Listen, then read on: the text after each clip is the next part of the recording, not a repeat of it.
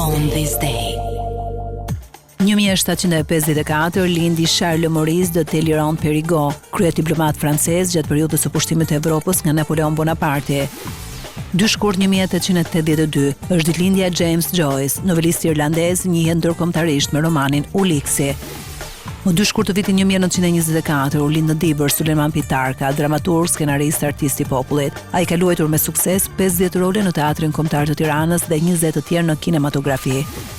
Më 2 shkurt të vitit 1940 lindi Sir David Jason, aktori britanik mori famë me rolin e detektivit Jack Frost. 2 shkurt 1947 lindi Farrah Fawcett, aktori amerikan e mori famë me rolin Jill Munro te Charlie's Angels. Park Geun-hye, presidentja parë femër e Koresë së Jugut ka sot ditëlindjen. Ajo lindi në 1952. Më 2 shkurt 1977 ka lindur Shakira. Këngëtarja e famshme kolumbiane, një sër hiteve si Whenever Wherever, mbush 49 vjeç.